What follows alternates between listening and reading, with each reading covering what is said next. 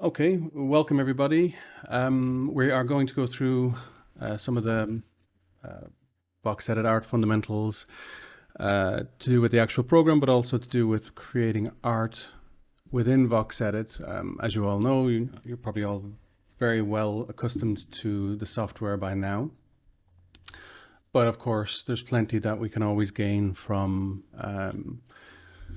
more of an artistic approach than just only a tool approach. So that's what I'm going to do today. I'm going to look at some of the thought processes initially that go into creating assets. So introduction and mindset.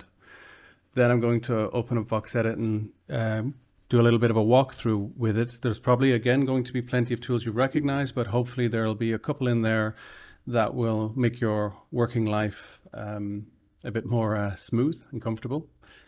Then I'm going to have a look at a few creations. So it'll be another VoxEdit demo with some example assets and just again talking through some of the thinking processes and creating tools that were used where necessary and approaches that we have within VoxEdit. And then we are going to just finally look at asset approval and how when assets come to us, they can more smoothly move through our approval system so that you can move on to your next asset and not have to do any tweaks or edits. So if everybody is okay with that, let's just have a quick start with the introduction and mindset. So my experience is within game development for console games, PC, etc., online, mobile. So taking a lot of that over, it is very similar to what we're doing here. At the Sandbox and in our asset production. So that's really great to see because it has been refined over 20 plus years.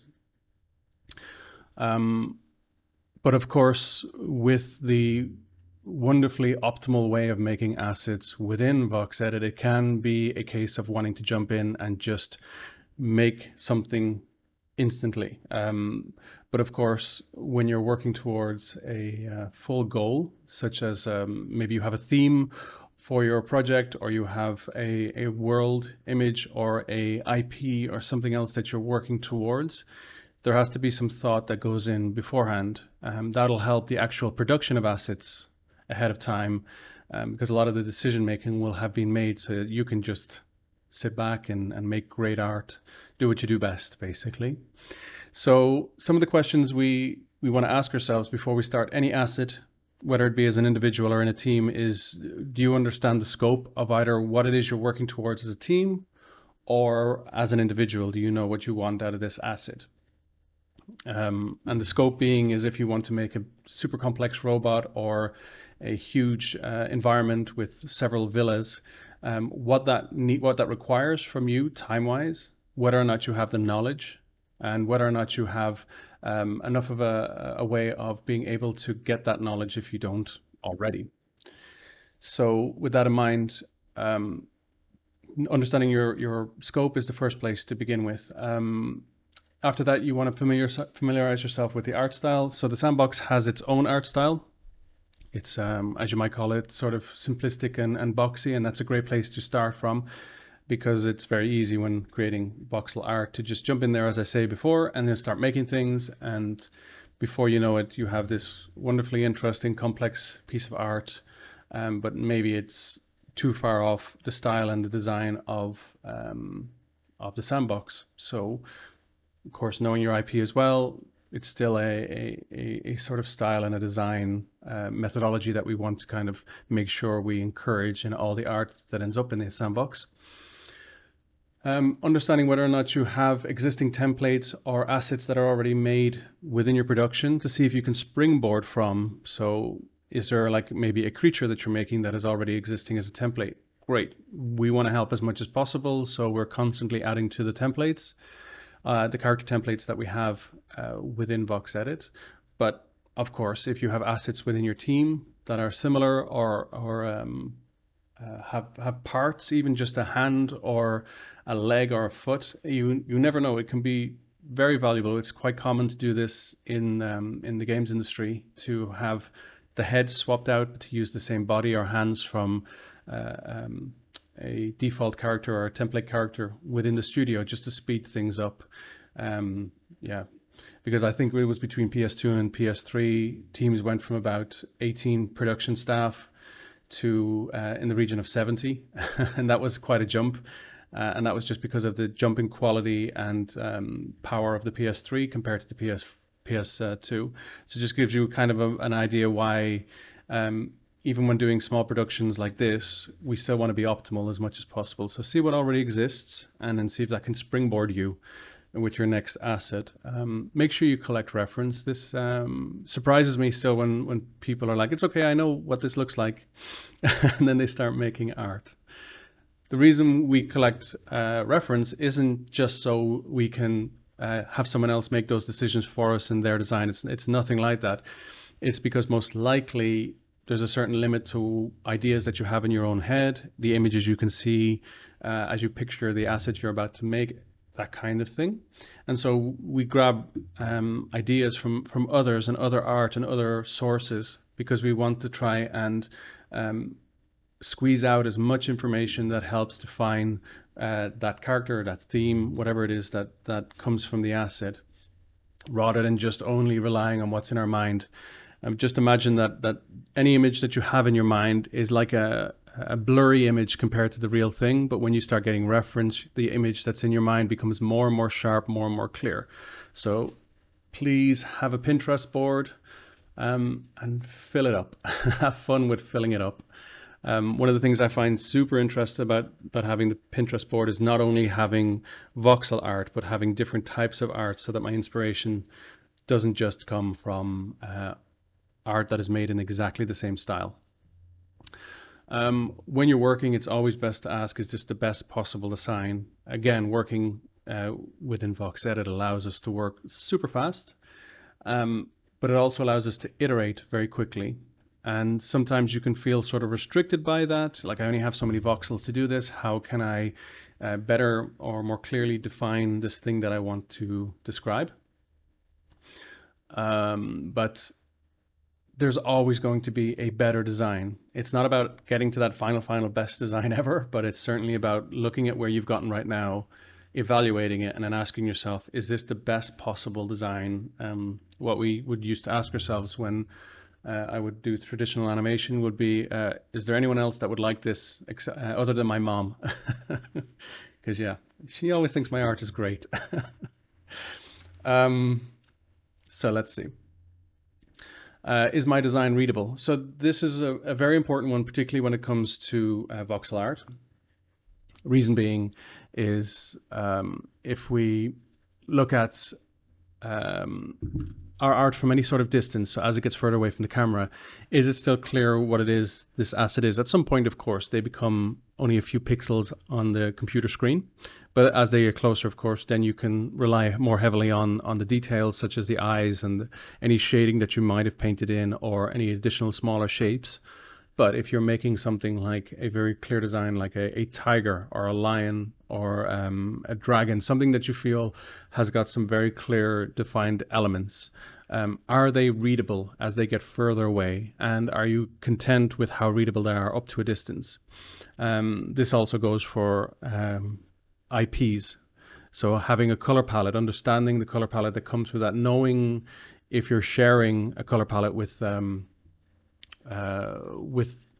the IP owner or even with your own design team, do you actually have that palette on your computer? Can you grab it? Can you load it up easily? So let's see. So a couple of ideas just to get your minds thinking when it comes to reference. This is one of my Pinterest boards. You'll notice that it's a mix of graphic design art. This little dude down here, he just looks cool. Clearly at some point I was making a tiger. I think we might get to see him later in the demo. But I will look for different sources, different color layouts, different ways of defining where the important details in. So for a tiger, of course, we tend to have the stripes. I only have so many voxels. How do I define that in such a way that it's clear without ending up making it just look like a lot of noise? You can see this is low poly art with low resolution textures. I have a Minecraft character. I have this cool dude. This is one of the voxel characters, I think maybe even from the Sandbox. and so on. So you'll see that it's a mix. And on that, so this is for mostly for shapes, what I have this particular board for. And this other board that I use for reference is pixel art and a mix of different 2D art, because of the fact that I want to benefit as much as I can from not only creating stuff in a voxel manner, but also using the color palette, getting the most out of the painting of my voxel art. And I'll show you a few examples of what that looks like.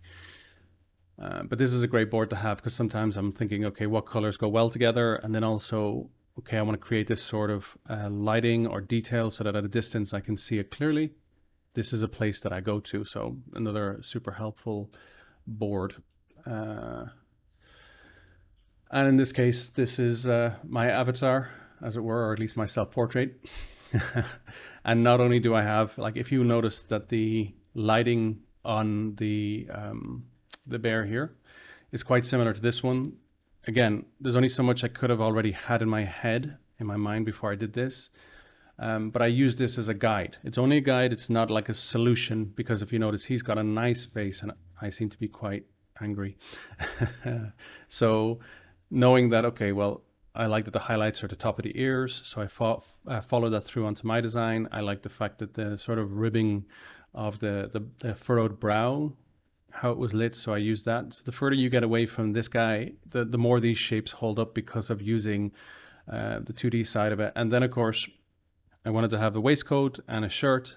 And again, I have a certain image in my head of what that looks like, but by having these pieces of reference, I was able to sort of more describe it in a way that felt clear to me, that wasn't only a representation that I had in my head.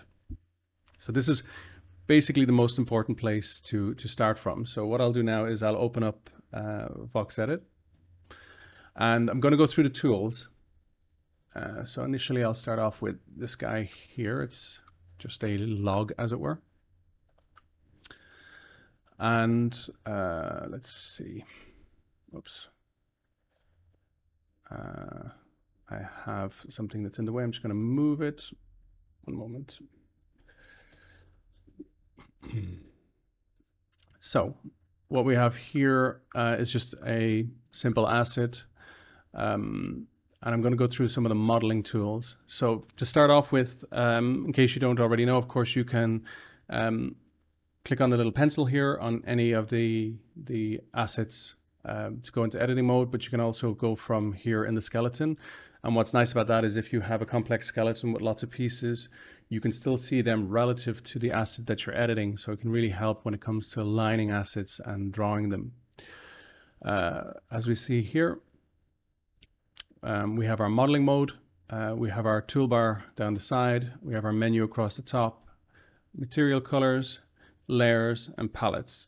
So there's a few tools that I think people might not either use too often or be aware of. So I'm going to go through more or less all of the basic options that are within here, and then see if we can catch a few that are maybe useful to you. So we have our selection mode. So what you want to do is you want to use the mode and the tools together always. So selection mode, and I'm going to choose selection box here. That just allows me to draw a marquee or a box around an object like so. Let's just go through this. So if you are, for example, selecting a large area like so, and it's a little bit off, as you can see here, you can hold shift and you can deselect as well as select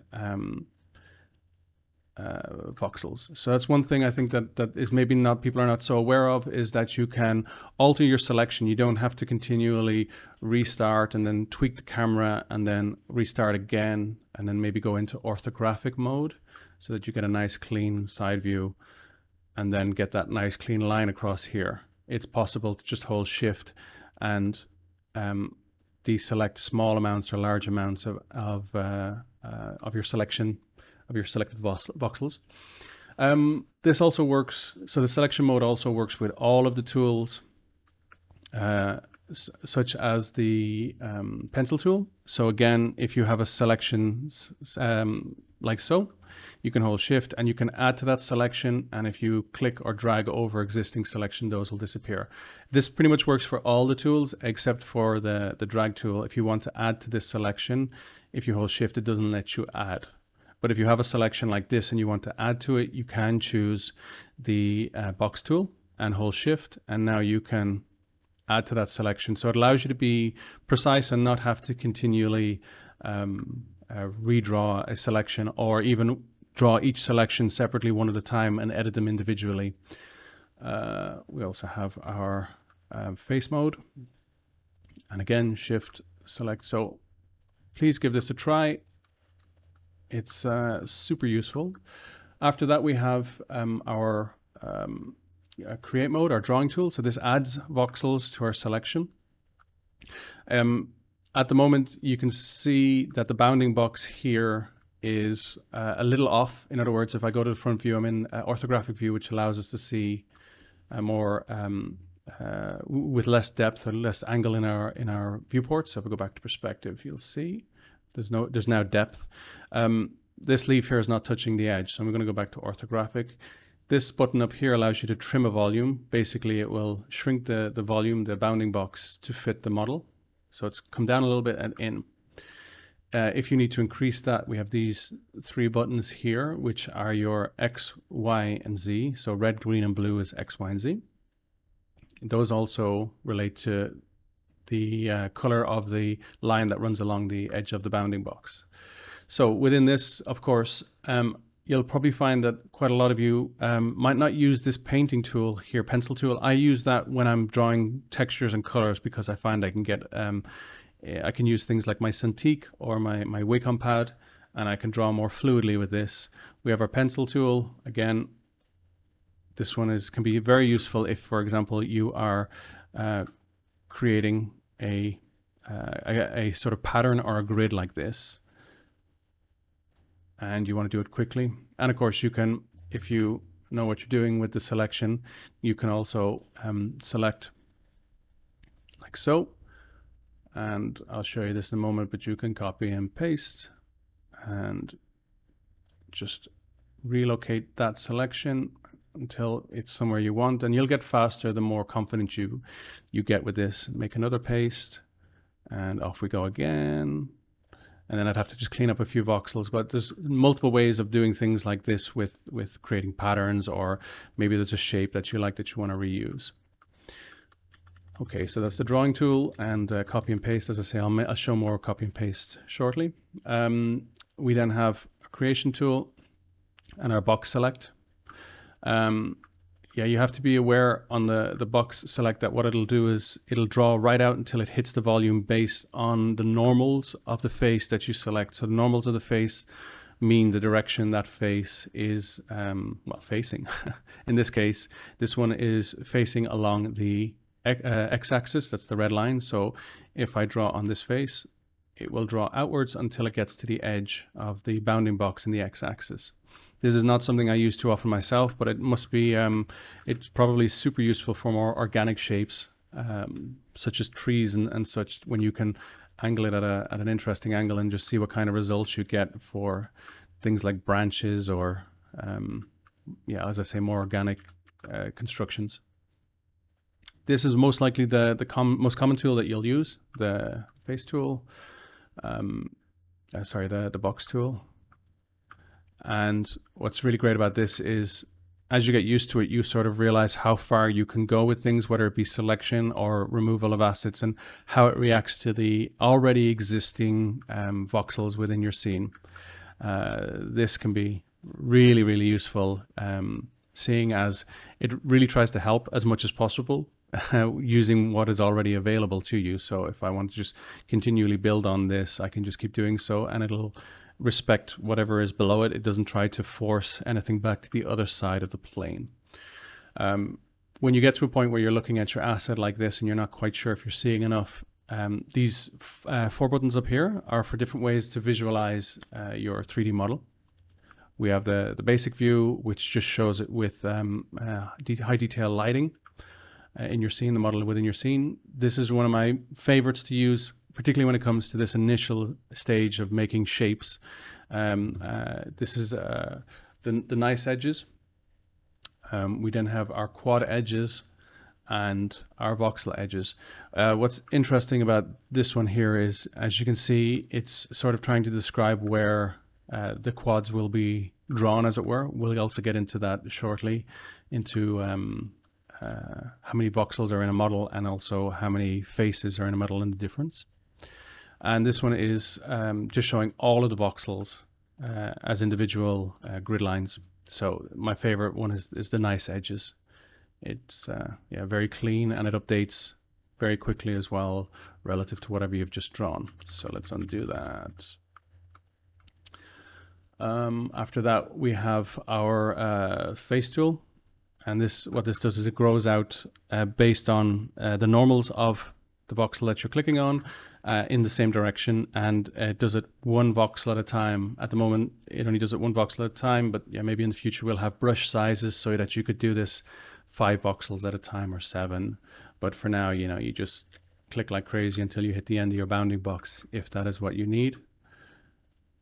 And as you can see, it swallows up the next voxel in the step and then adds to that, so it's constantly updating. Another really great tool that I use a lot. And then finally we have the bucket or the fill tool. If I click anywhere in the empty space here or anywhere like so, you can see it's just filling all of the space that is remaining. This one can be very useful for using your palette and such, but for now that is the how to add. The same tools work in exactly the same way for removing. That is this tool here. So that's your erase tool. So if I just click any one of these colors, it looks for any connecting voxels that are the same color. And as soon as you have a step like so, then they're regarded as not connecting. But that's what that does. It's really handy, is the bucket and the remove. And then we have our palette tool. And this is, as you can imagine, it's just for coloring. We can select a color and we can, in this case, I'll go to the draw tool and I can, or the box fill tool, and I can do so like this. In case you're not aware, you can add additional colors to your palette like so, and you can edit them by clicking on a existing palette color and then changing it up here. You'll see that one's changed. If you need to work on what's already being used and you're not sure what color it is, we have these tools down here, which is the Eyedrop tool. If I click the dark brown here, it updates. Let's just make sure I'm clicking the right one. It updates the color accordingly. I'm going to just change it so that I can definitely find it. Here it is. I click undo. It's this guy down here. There's a very small white box around it. Because of my UI, the white box is very similar to the gray, but I can see it. But if you ever have that, then it's worth checking and changing your UI color. So this guy here. So if I don't like the brown, anything that has this exact color in it, palette color in it, will update accordingly. So the whole model will change. Very handy. This is for turning on emission. So if, for example, this color is emissive, you'll see it like this. It'll sort of brighten up in the modeling mode, but you'll notice within the animator mode, so when I've left the modeling mode, you can see that it's glowing. And in the game maker, it will look very specific in the game maker. So something that we'll get to later is always test your stuff in the game maker. Okay, let's enter back into modeling mode and let's turn off emission. If, for example, you do have emission switched on, oh, actually, I thought it was here. No, it's there. Yeah. So we have this. Let me see. Anything else within palettes? If you're using one palette for all of the either parts of a character or for all of your assets, within the palette window, you can choose to drop down here to load palettes. You can create a brand new palette. You can save this palette because you might want to load it onto another model. This is really handy. Please keep it in mind because it'll allow you to sort of build up a resource so that you don't have to think too hard about what is an acceptable hue or saturation for any of your characters or models that you want to make. All right, so that's some of the key uses of the tools. Something that's also very useful, whether it's a static model you're making or an animated model, is just below the eyedrop or the picker tool, the eyedrop tool, is we have this one which is called the pivot tool. When you click this allows you to change what is effectively the origin of this model. So even though it's in a box and you might think, oh, well, the origin is always going to be in the center of the floor, as far as VoxEdit is concerned, this is an editable element. You can put the center or the origin of this model anywhere you like within world space, and VoxEdit will respect that. What this means is if I, for example, put it way back here and we return to animator mode, it seems to be gone, but right here, if I turn on skeleton, I have a single node for this particular model. There it is there. It's just that little dot. And this is how far that model is away from that. So if you notice, it's behind and a little off to, let's say, if I'm facing along this to its left, if I return to modeling mode and I turn on the pivot tool, you'll see that it's exactly where it's located relative to the model. So whenever you have a node in your skeleton, this is what it's looking for. It's looking for the pivot. Now, if you don't want to go through the horrifying process of trying to eyeball something like the center of this object within a 30 by 30 by 100 voxel model, you can right click on this icon and choose set to floor or set to center. I'm going to choose set to center for now. And what it's using is it's using the center of the bounding box, not the center of the model, center of the bounding box. It's important to know as well in case you have a bounding box that you've been editing and, for example, it's wider than it is taller and your model is only occupying one side of it and you choose set to center. Well, it's going to set the center of the box. Again, you can move it accordingly by eye if you like. You can hold shift and it will snap. If you notice the number here, it's snapping at a 0.5 voxel distance, so I can be more precise that way. And I'm going to return to perspective mode just because it's more fun to model in perspective mode quite often. Orthographic mode is great for being more precise in laying things out. So I'm going to return this to, first off, I'm going to return this to 30, or again, I can use the crop tool. And then I'm going to right click on the pivot tool, set to center. I can then also, if I like, set it to floor, and it sets it to the lowest point in the y-axis. The y-axis is always the up and down axis. Z-axis is always forward and back, and the red axis, x-axis, is always left and right. Positive and negative values.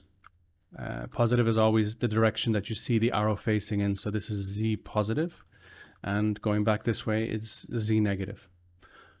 All right, so let's reset our camera, for example. It's another option up here. If you've, for example, lost your model or can't get it back, you have this option, which is to reset the camera. You also can press F, which will zoom in on the selected model. Please be aware that if you are in animator mode and you have an empty node, so let's create a new node here. We'll just call it empty. Oh, okay, well, that's going to annoy me. I left caps lock on. If I click this and hit F, it doesn't know what to zoom in on because there's no model there. But if I then select the node above it, which does have a model connected, and hit F, it brings me back to be able to see that model. So just be aware of that. If ever you find yourself stuck in this limbo and you're trying to zoom your way out and you're not quite sure where you are and you're hitting F and you keep coming back here, just select another node that's got a model attached, hit F, and it'll return you. We also do have the reset camera mode here at the top. So again, I'm here, I'm scrolling around, I can't find my model. I click this guy and it returns me. Okay. All right, so let's go back to modeling mode. Great.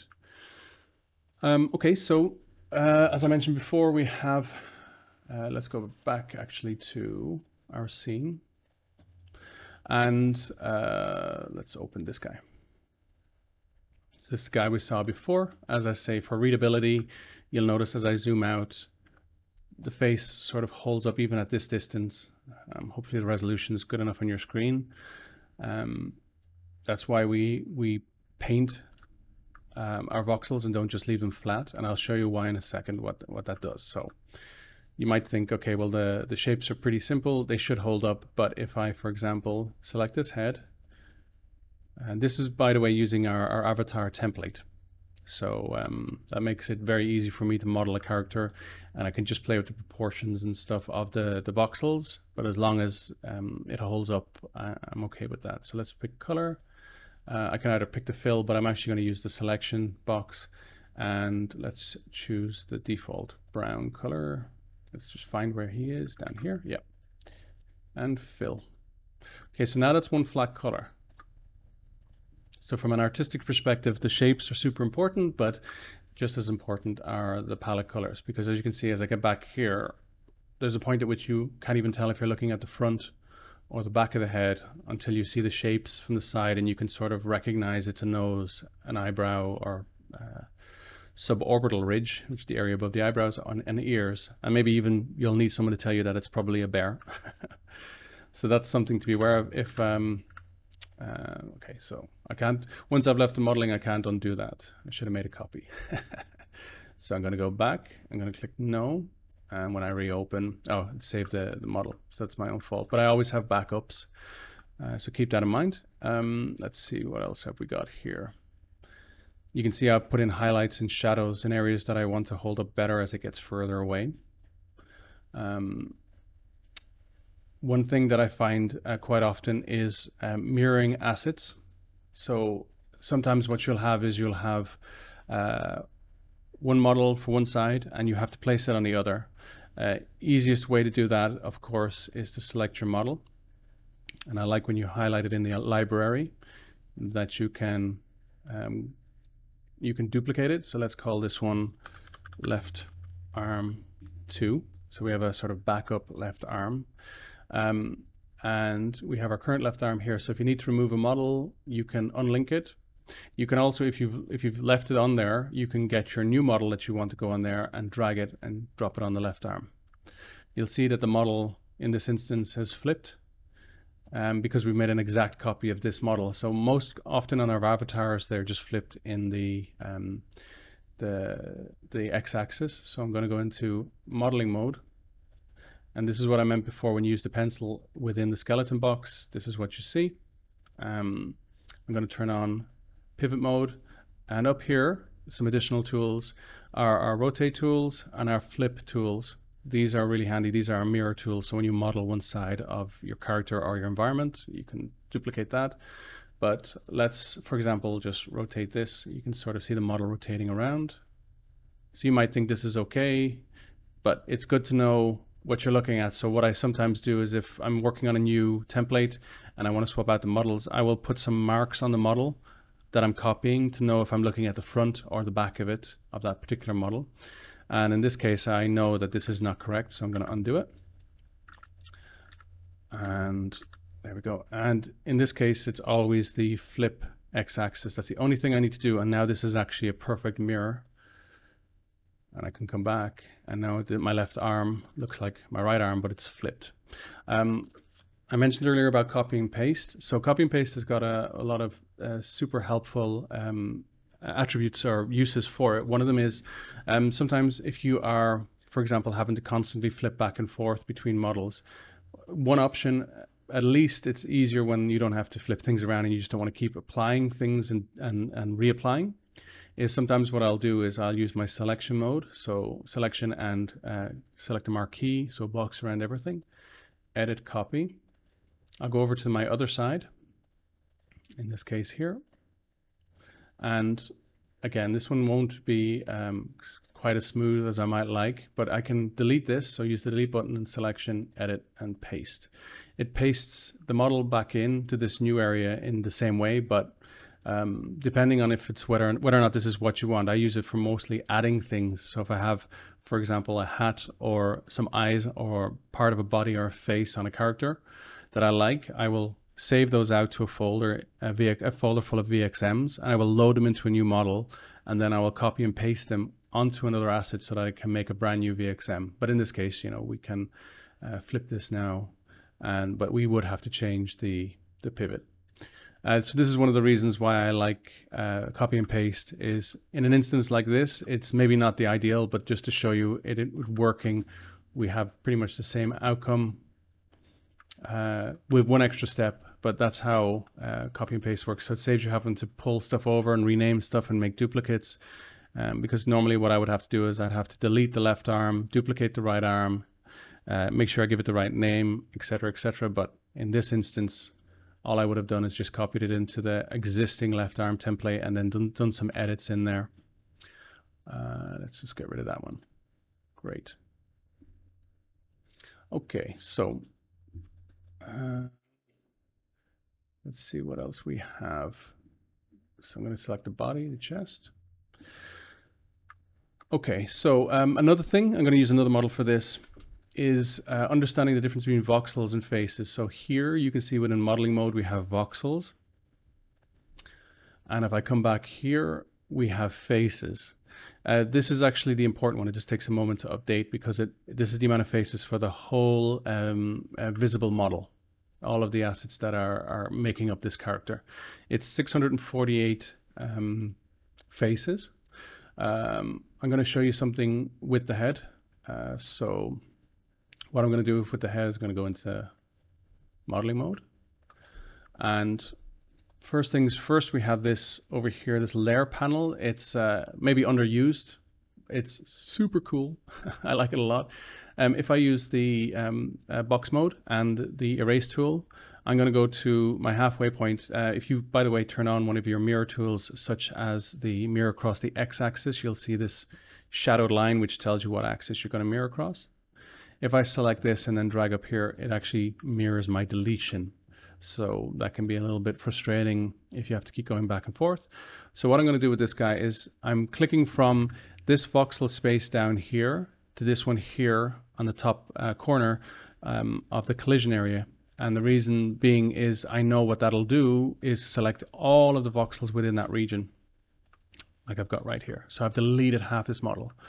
So how the layers can be really handy is that you can make a duplicate first off of the layer. So every model has a default layer, which is this one. I can duplicate that. Now I have two, and you can only ever hide one at a time. But what we're going to do is, and whichever one's selected, you can't hide. So now I can hide main two. But what I can do is, this is the mirrored one. You can tell by the name. I can rename it main 2 or just left, something like that.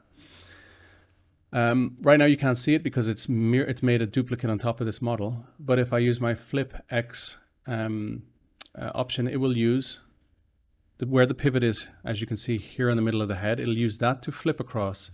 So I'm going to leave that visible as I click the flip the model in the X-axis, and you can see it's flipped over here. So it's this one I have flipped. If I go back to the main and hide that, this is it. So there's still two separate models. The voxels are not welded together. What this can mean is we come back, our face count will be slightly higher because there's extra faces. I'm going to write down this number so I can 648. And I'm going to really show you in a moment how far that can go. So going back into the head, once you've got something like this, so this is really, again, handy for solving issues, and you can do things like if I hit W here to go into, here. If I select all these voxels, it will only select on that side of the head because, of course, it's only this layer I'm working on. I can then edit and remove and replace. You can see as far as when you pull over to one side, what happens is as soon as you leave this side, it starts drawing it through the other side. It's kind of like an infinite world loop. So just keep that in mind. If you did want to move these apart, you'd need to make your bounding box wider. But let's merge these down into one voxel object. So with the top one selected, I'm going to, within the layers, choose the merge down. And now this is one layer with one voxel model, and all of the overlapping voxels that were there before are now merged. So let's see. So it's still 648. Let's change that number. So I'm going to show you what happens now when, for example, you're working on something like that. So I'm going to delete again this area. All right. And I'm going to be super mean to this guy, and I'm going to just cut out a section of him. So this can happen sometimes when you're working on a model and you're having to do lots of iterations. You might forget that you have been sort of chopping and changing it. and making edits, and you might end up with a model with something like this. So let's make a duplicate of this. Let's select that duplicate, flip, and then we will merge. Now what's happened here is if I come back into my animator mode, you'll see our faces have gone from 648 up to 762. That's because even though you can't see them, by having those holes on the inside of this model, they're still counted as faces. Let's go back into the head and see if we can't resolve this. So back in we go. Let's have a look at it first, see what it looks like. So we're just going to delete a portion of this. So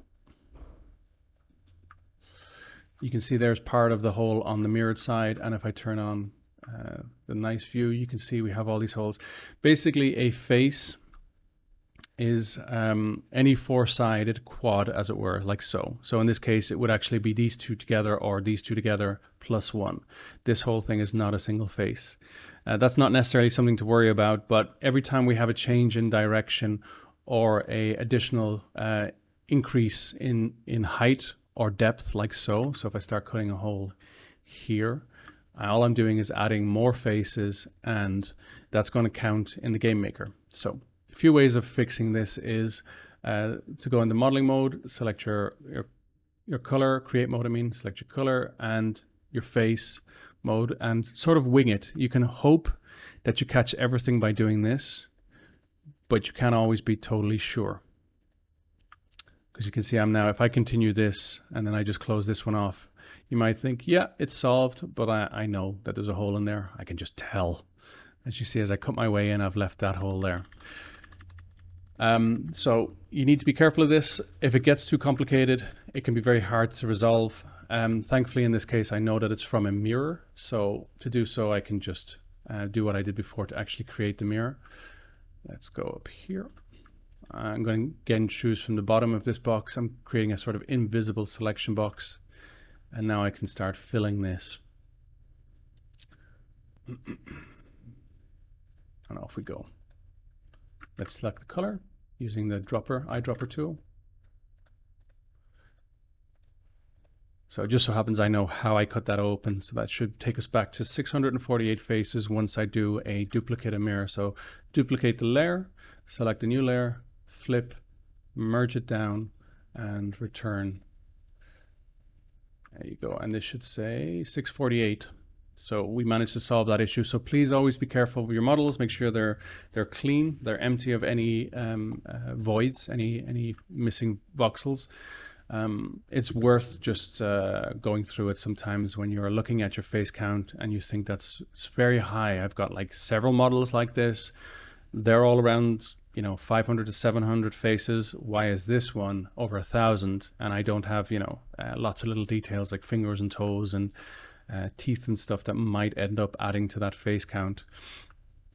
All right, so let me see. So right now we have, I think, covered pretty much everything I wanted to cover in the modeling mode. So I'm going to go back into animation mode. Some of this I'm going to cover now in the cleanup section, but before I do that, because we haven't got much time, but I might go over, is let's see, no, we don't want to save that. I have all these other models here to show. So I'm going to just show and very quickly give a few examples. This one here is an example of how far you can go with coloring voxels, because this guy, he holds up really well quite far away, because we can not only see the colors, but we can also see the important areas. So the eyes, for example, would probably be better as yellow, but we can sort of feel out what the top of the model is, what the bottom is, because I've actually colored in the shading. So the underside of the head is actually, even though it's got highlights in the top of these pieces, these highlights are not as bright as these ones. And so even though we get the same feeling of shape, I am gradually gradiating down my color. So you can go quite far when it comes to coloring your voxels. Again, so we have a look at him like this. Let's have a little fun with the poor guy, and let's make him all one flat color. Actually, let's be a little clever this time. I'm going to duplicate my model before doing that. head 2. I'm going to go into edit this, and I'm going to select the base color, and I'm going to color him. Drag and let go. Yes, save this, and we'll drag this one over the head. Here we go. So as you can see, there's really just too much noise in this. So someone would be very angry with the amount of faces I have in this, 3099. But you can see that it's super important to know how to work with your colors. All right, so let's put the correct head back on. And let's come out of this one. So that's coloring. This here was originally an example of faces. So right now this particular model has 520 faces. I made a second version that's hollowed out. So sometimes people think that if they hollow out a model that it'll use less faces. But if you see here, it's actually nearly, not quite twice as much, but it's nearly 1,000 faces within this model. The reason it moved is just because their pivots are different. But if I drag back on the log that is not hollowed out, it's 520 faces. And what I mean by that is that if I was to delete any portion of this, like so, you'll see that it's a solid mass throughout. So please keep that in mind, that it's really important that your models are solid throughout. They're solid masses, not shells, as in only having an external shell. All right, let's see. No need to save that. We'll have a look at this complex model. So this has got lots of different pieces in it. Now some of the more advanced things we try to do is if I hit play on this, so it has its own sort of default idle animation. You can see there's 2 flames here. And normally if you're working within the animator, so this area here, you would have to do each of those separately. But what I've done is I created a parent node. So I'm going to select a model. It takes me there. There's an empty flame node. There's no model on this, but I always try to keep these optimal. And the reason this is useful is if I make a duplicate of this node and call it flame copy. Whenever you name your nodes, try not to put any special characters in there. Underscore is fine. But so here's a copy of it here. I can maybe parent it elsewhere or even take it back to the root. Oops, I think I've gone and placed it further down.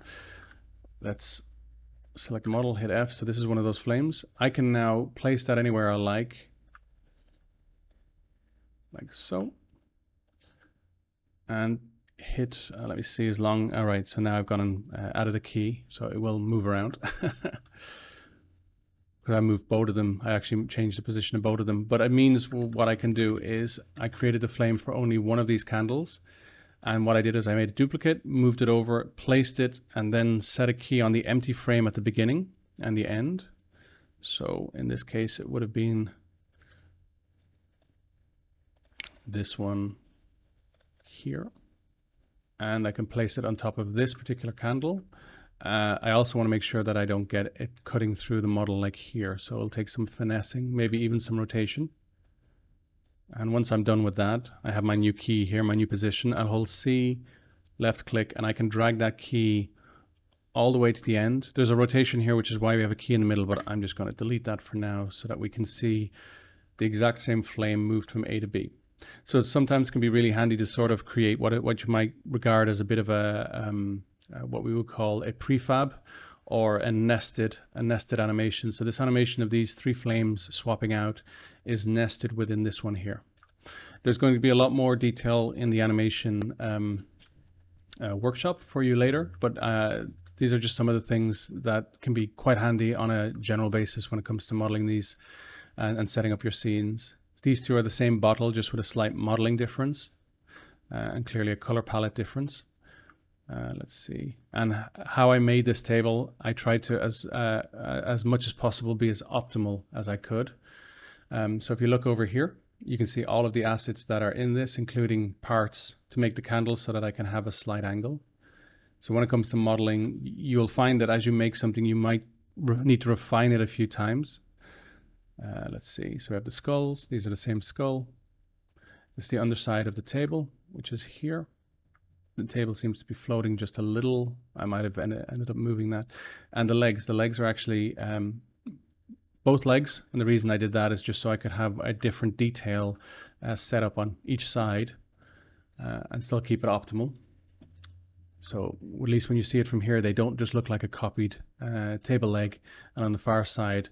So we're also looking to make sure visually we don't create too much clutter.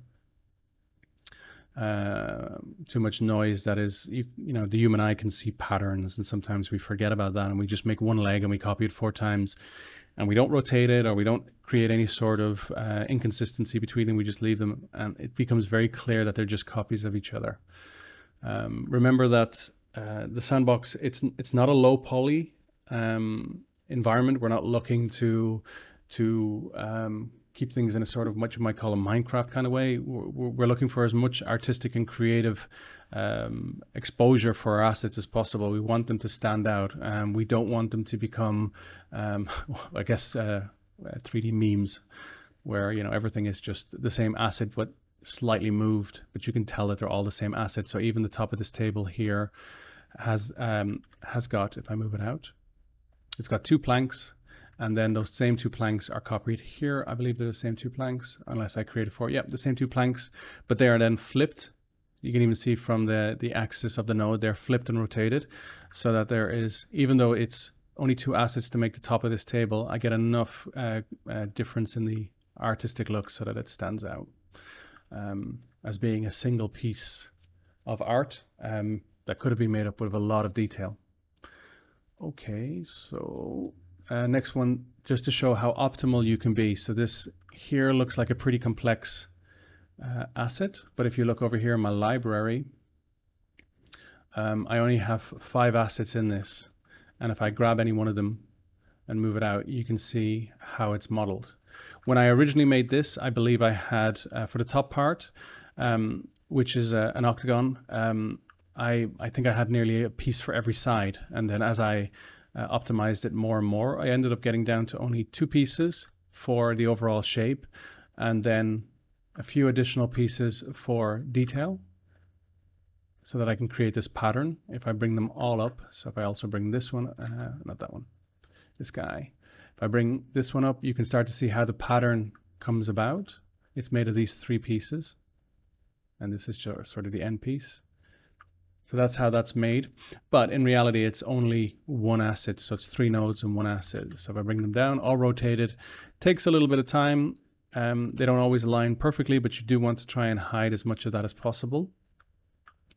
And if I hit play on this, you can see there's a little bit of a shudder happening here, and the underside spins. Something about this is that I would do differently now is I have a 6-sided hexagon shape for the fan on the bottom and an octagon from the top, which means if I pause the animation, this piece here lines up with the edge of the platform perfectly.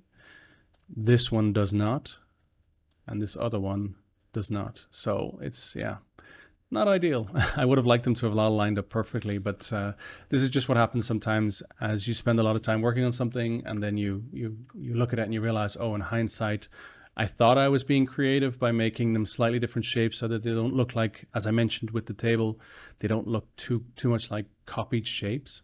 But then you end up, oh, I want to connect them somehow, and you end up with a solution like this, which is nice, but the solution doesn't pay off. So I could have solved this with just connecting pieces that go straight up into the platform, and yeah, then it doesn't really matter. But because I wanted to connect it to the edge, I sort of dropped the ball a little bit. Okay, so that's how optimal you can be with assets. Another thing I wanted to show in here, actually I will show it in the next scene. Let's have a look. Oh, that looks like that might have tried to save it. So again, another asset that is another character this one's pretty big. Something to be aware of is that when you are, what I like to do sometimes is when I'm working on an asset, I'll have some things in my scene to help me. So right now it looks like I clean them out, but if I add a child node here and call it floor, and then I drag this asset here onto the floor, when I animate, I can see quite clearly when it touches the floor, when it's going to cut through the floor. So there's lots of little things we do like that to test out our work. So let's go to idle, hit play. This is not using IK, that's why the feet move slightly. But I can be as accurate as possible when it comes to the feet cutting under the floor. So here I've got a transition where it does cut under, and on this side it's less obvious, but it does cut under for a frame. So that's why I put things like this in the scene. What I'll also put in sometimes is an empty node with a very simple low detail representation of the avatar, so that I know how big this guy is relative to the avatar. So when I set him up initially in his T-pose, which in this guy's case was, I think this was the original T-pose. T-stance is here. There we go. These should be zeroed out. Clearly they are not.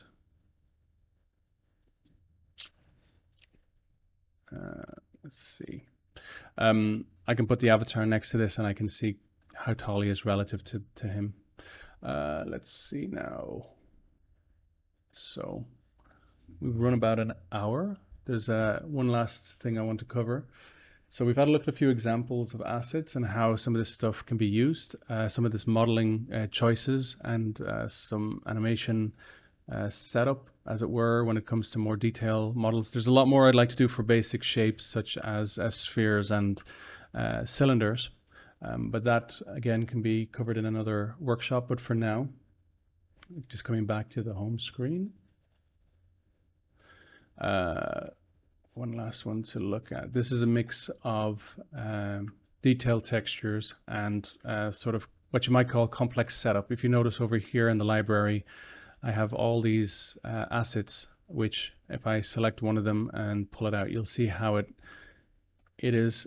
This looks like it might be wrong because it's hollowed out, but I had to keep some of it hollow so that there's room for the open mouth and the flame within the mouth.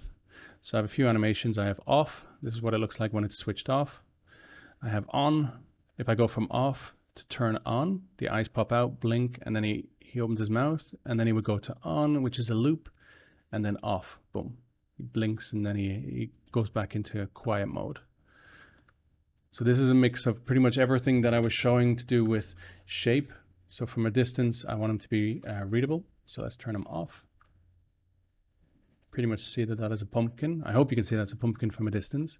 I've also used the texturing to make sure that the top of the pumpkin is highlighted and the underside has got more of a shadow.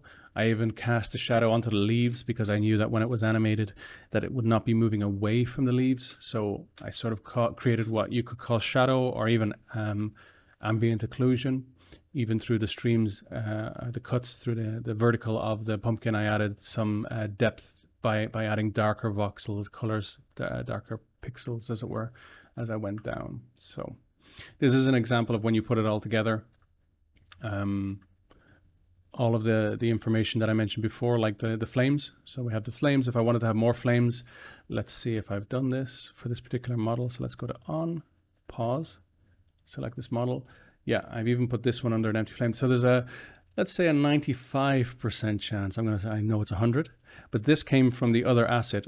So this is actually playing a very similar animation, though the other animation on the table had a slight rotation to it to give it a little bit more depth.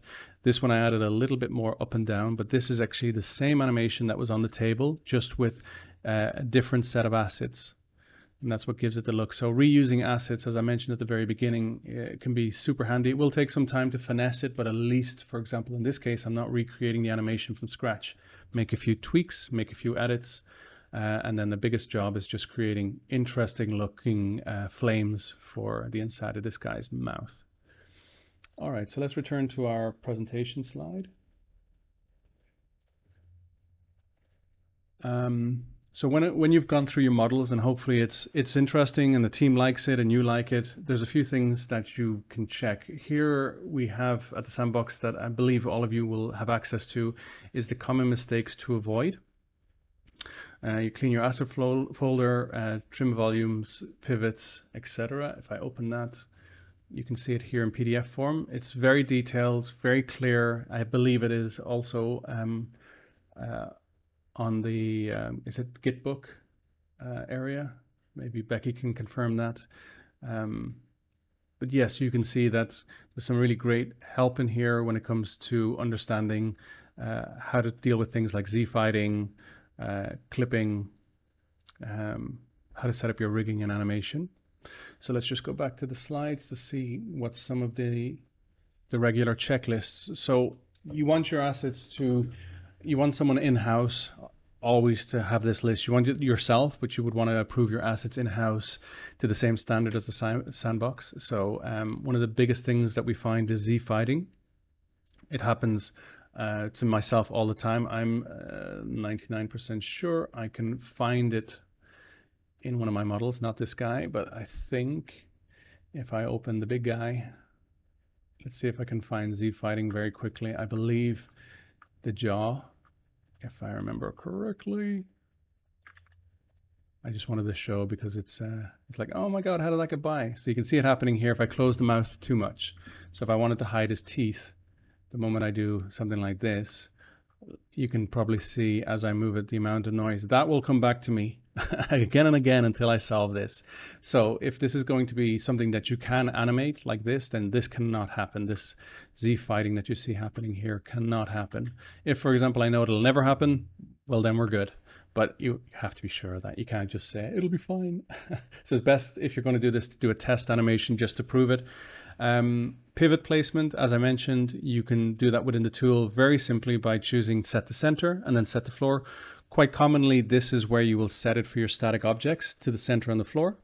For things like pictures, you know, that you're going to place on a wall, to make it easier to place it in the game maker, you'll place it to the back of the model. In that case, you would probably want to do that part by hand, but at the very least, you can set it to center and then take it back to the back of your voxel model. Nodes correctly parented. So make sure that if you're going to move a node and you expect others to move, make sure it's a child of that node, so that when you pivot any node that you move, it takes with it anything that you expect.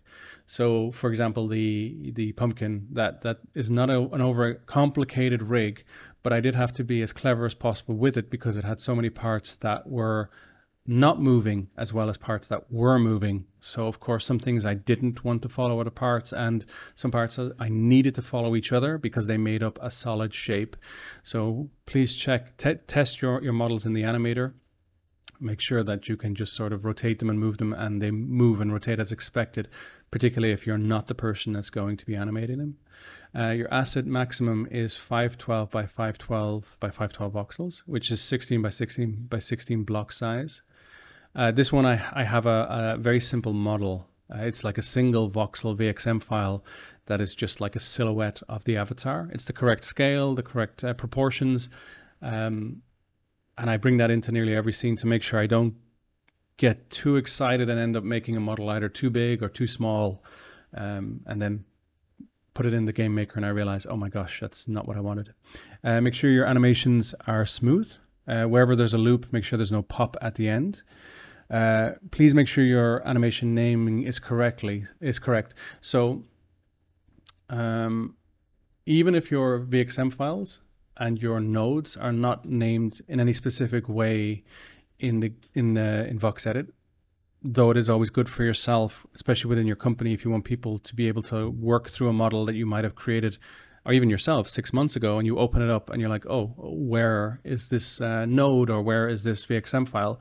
It's worth naming them, but the animation is important because the game maker knows and uses the animation naming as part of the behaviors. Always put an animation, always put a keyframe at the end of every animation. This is necessary at the moment. In future, this will change, and you don't have to put a keyframe at the end. But for now, it's necessary. It's a necessity.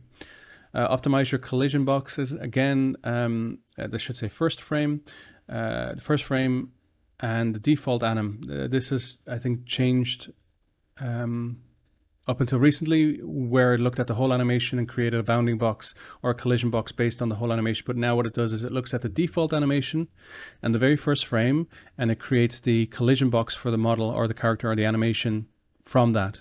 So keep that in mind. It can be super useful, but if you're going to animate your character, your model, then move it really far away from its default position, it will probably not know where its collision box is anymore. So any sort of large movements should be done in the game maker through behavior or through coding. Check your face count. We did that. Make sure you don't have too many nodes. Just, be as optimal as possible. Like the platform you saw, my first draft of that had way too many nodes, way too many VXM pieces. With just some trial and error, I was really able to keep the design and get that down to only being 5 VXM files and not a huge number of nodes at all. You can remove any unused VXM files and animations.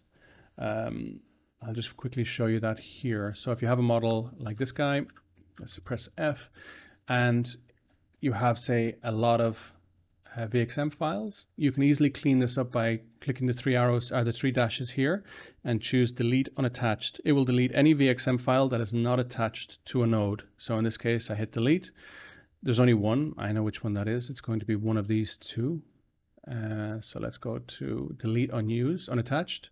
Click yes. And now this is an optimal scene. If you need to delete any animations, so for example, the T-stands or the idle, you can just go in here, the 3 dots, and then hit delete.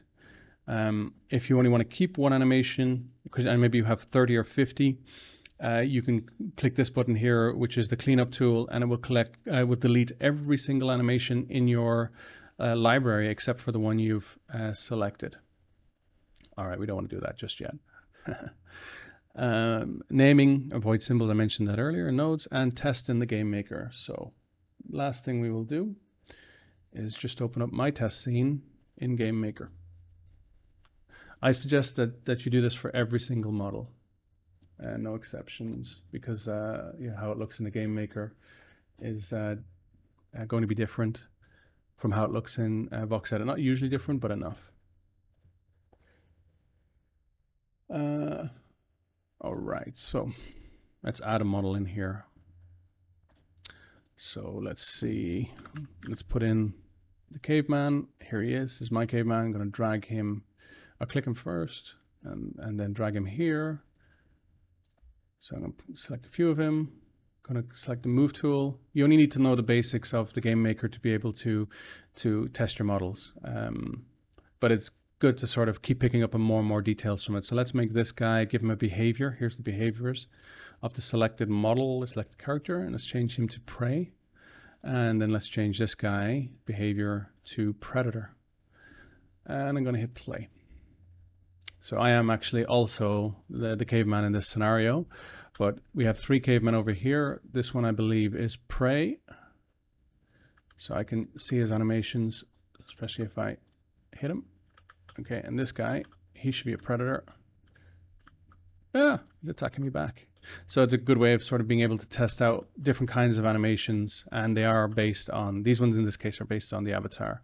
But if we run around, we can see this one here on the floor, the pumpkin, I only have him playing the default animation. The little brain guys in the jars, they are using, I think, the prey animation. Prey behavior, so that I can just watch them walking around. They play an idle and then they run away. And the big guy, I think he's also just set to prey just because I want to see him walking around. And it's a great way for me to check out if there's any issues with things like the gold here on the floor. Does that color match what I had in mind? Because it probably doesn't look exactly like it does in the in VoxEdit. The same with this guy's face. So please check your stuff in the game maker as a last part, or even, if you're working on some complex shapes and they really need to be readable, put them in early, even if it's just a static model, so that you can run around and see whether or not it stands out and it reads from a distance, and then you can start going in and detailing things. So for example, these big guys, I did the same with their shields and their arrows. This is 1 shield and 3 arrows in a single VXM. And then I just duplicated it so that it looked different in different parts of his body, so that I didn't end up with too many VXMs.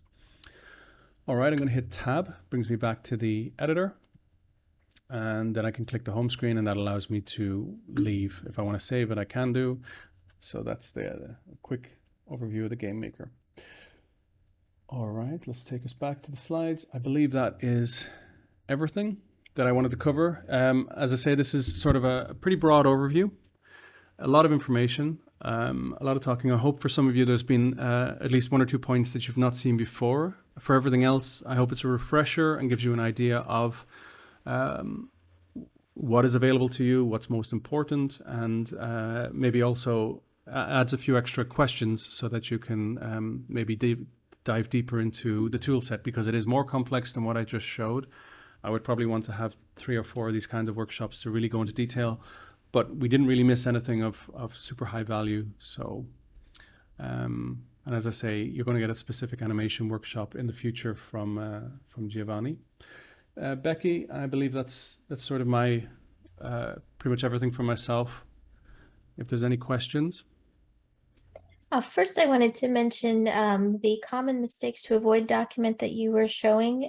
That's actually been built into our VoxEdit Academy content.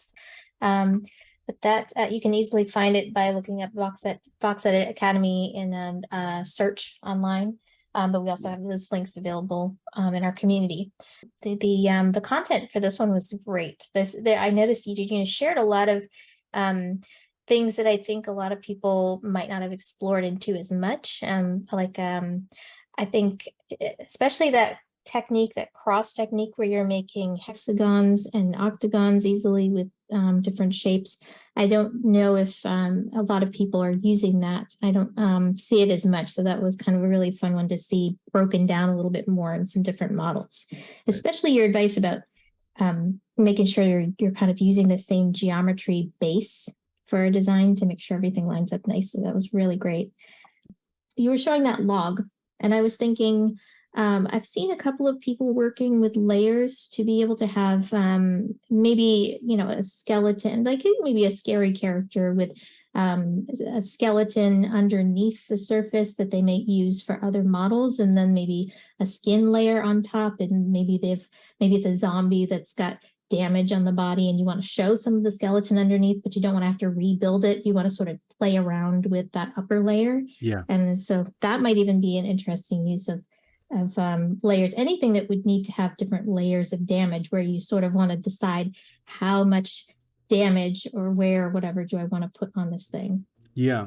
Actually, something I should know, but I only noticed as I was testing it, is when I didn't collapse the layers and I went back to the animator, it actually kept the face count the same, which would make me think that it is actually treating it as a solid model, as if it's a single voxel model. So that's interesting, because that means that you could have a complex model, keep all the layers separate. Please test this, anybody that goes down this route. Keep all the layers separate so that you can at any moment save out a piece or copy out a piece. Like I say, I have a folder where I keep all of my VXMs separately, so I can just load it in, copy it, then paste it or put it on a layer. But I tend to quite often merge down my layers. It kind of comes from Photoshop. I always merge down my layers.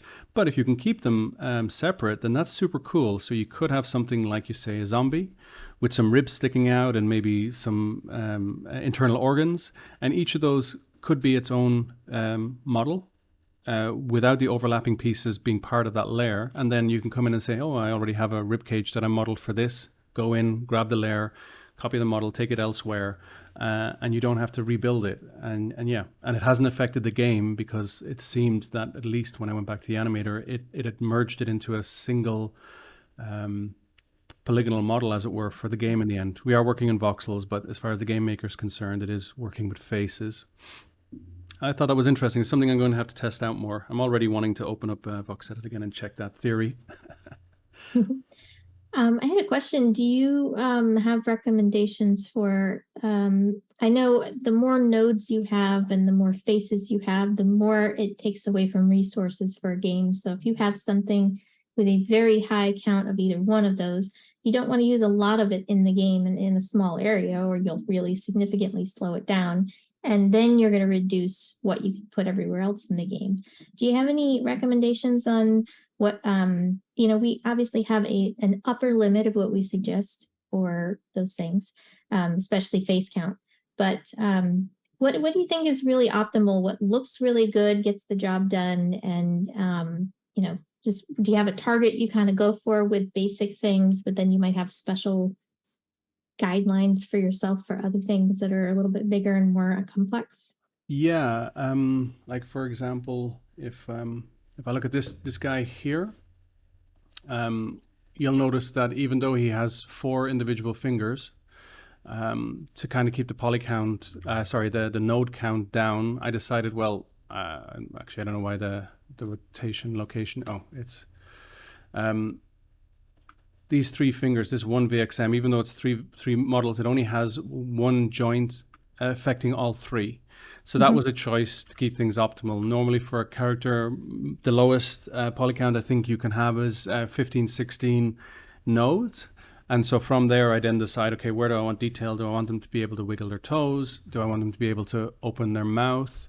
What else have I got in this? Clearly, this is for placement. Actually, these were never meant to be animated, but if I wanted to, the horns are placed separately because I wanted a slight angle, which of course I couldn't model in. So when it comes to characters, at least that's where I begin. As far as excessive numbers of nodes come from, I think quite often what will happen is if you have like the table and you have a lot of static nodes, there you go. It kind of looks a bit crazy.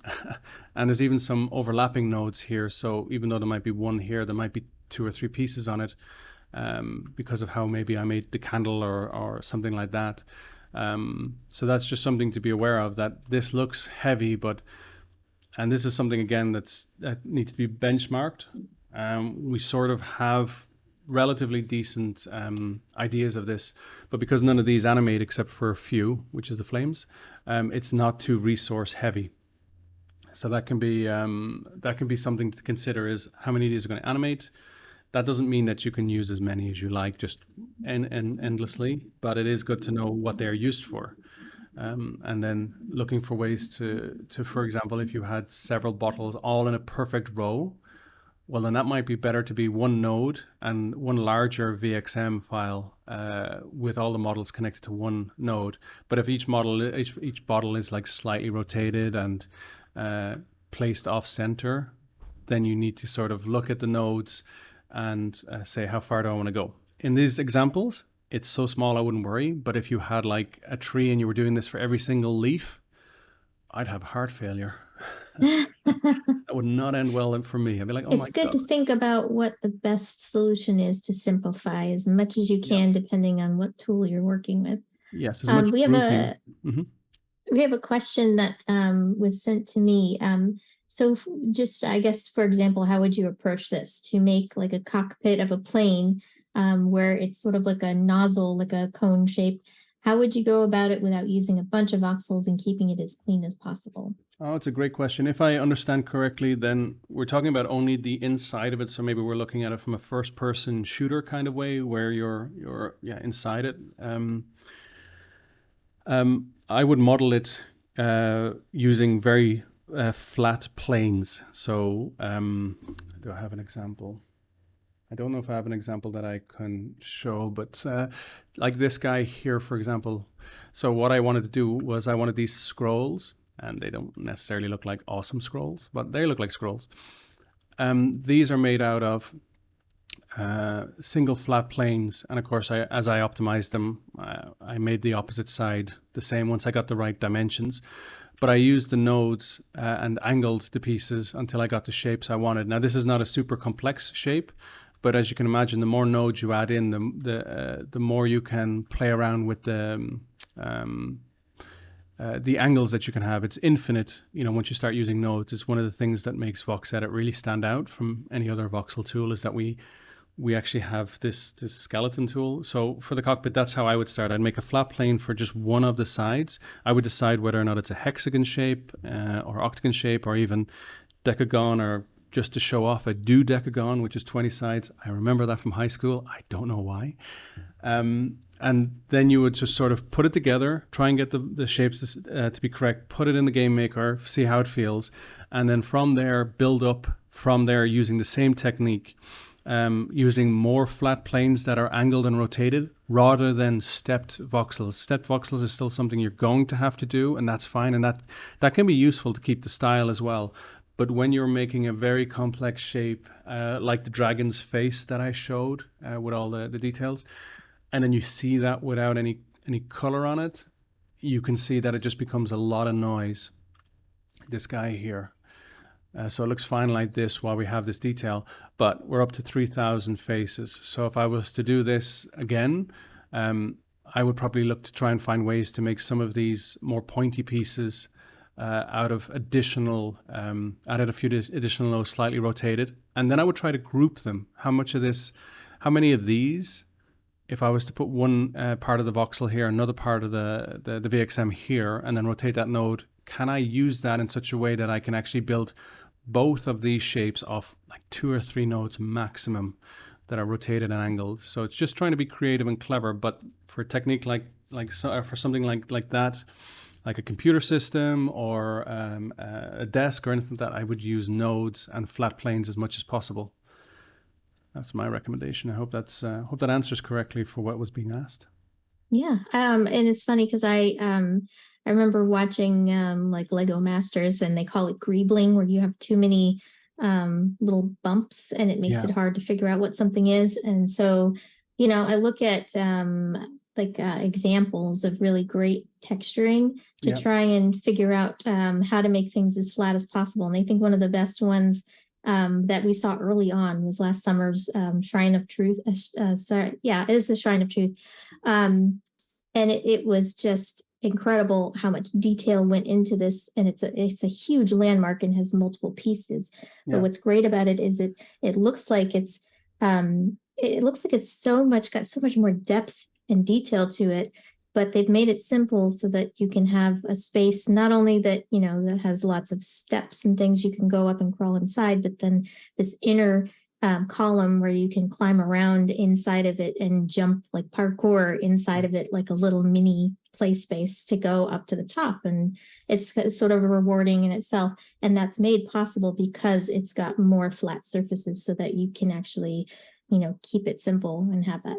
Yeah, this is actually another one of my, exactly that reason, one of my other Pinterest boards. It's not got very many in it, but I use Lego sometimes to see what kind of combinations of voxels feels nice, because quite often you just want to sort of mirror them down. But I like what they've done here by trying to get all the weight of the shape of the side of the skull to the top, and how they've dealt with the teeth.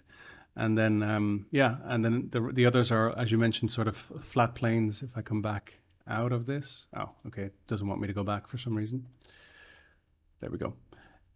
These again are more Lego pieces made out of flat planes that are angled. So I can use this to at least guide. So here you can see this would be one VXM with 2 probably offset sets of flat plane voxels, and then angled in such a way that it gives the sense that it's like a spine that's sticking out piece by piece. It's just trying to be clever with it, but also trying to be optimal, and using this kind of stuff because people have already used their intelligence and their creativity to come up with different solutions that are optimal. So we can use that to again springboard ourselves into taking that into the sandbox. I love this. This kind of stuff's crazy. Yeah. There's more and more resources popping up on YouTube. Some of the models that you saw today are on my my personal YouTube channel. So if you just Google Big Vox Bear, you'll find them. And even though a lot of them are fast, just quick time lapses, you'll sort of see some of the thinking and some of the reiteration. So where I've placed things and maybe how I've modeled them and then how I've gone back to them and made a decision. A lot of the decisions are based on my own choice, but when you're working in a professional environment, you'll find that a lot of times you have to edit things based on what someone else asks. And after a lot of years of making a lot of game art, I don't think I've ever had an asset not be improved by someone else's feedback. So it's great to get other people's feedback, particularly if they have a lot of history, because they'll see the things that you get blind to after a while. So yeah, I think there's some artwork that I look at now and think, did I do that? Wow, I really like it. And then I realize, okay, it's because someone else had a sort of a great view of what I could do to improve it. And yeah, they managed to fish that out of me. So find your muses, the people who inspire you. That's a really great point. I think, and that goes the same for whatever you're creating in same with Game Maker, and that's why we have the gallery where you can share, and then you can go to Discord and say, hey, can you try my game? Yes. I think it'd be interesting to see people do the same once, now that people can actually publish content to the marketplace easily, and others can find that, that I think you should be able to add it to your library and be able to sort of say, hey, can you test this out? What do you think of this asset before you actually mint it? Yes. Yeah. That would be cool. All right, so I don't see any more questions popping up in the chat, and I think that's probably it for today. This was really great. So much awesome content, and I think it really covers a lot of the best practices that I think a lot of people, sort of figure out. They feel out their way as they go and learn their own things, but I think it's also great to see what our internal staff would recommend and what you found through practicing it with it a lot more and sharing that knowledge together. And so now it's great to be able to pass it on to the community. So thank you so much today, Colin, for sharing all of that with us. My pleasure. Yeah, there's I think a lot of times just knowing what question you want to ask will get you somewhere. So it's like, oh, I wish I could do this. And then you might find that by asking that question, you test out something in one of the tools and you're like, oh, wow. So for example, W and E can sometimes be missed as a shortcut for moving between the move tool and the rotate tool, just because the artist gets used to clicking the icons. So maybe I should leave on that note, is it's a great idea to familiarize yourself with file preferences. And in here you have the shortcuts. One I showed was C. If you hold C and you can copy a keyframe animation, a singular or multiple, and also holding Control and dragging a box to select multiple keyframes. And then, as I say, if I can hold C, the C part of that came from me just investigating, wondering, oh, I wonder what the hotkeys are. And then I thought, oh, I'm so used to right-clicking and choosing copy and paste that I didn't even consider that there's already an available hotkey, and there it was. So I would certainly recommend that you familiarize yourself with what's in here, and it could just end up speeding up your day. Mm-hmm. Thank you, everybody, so much. I hope you enjoyed yourself. I look forward to catching you all again later.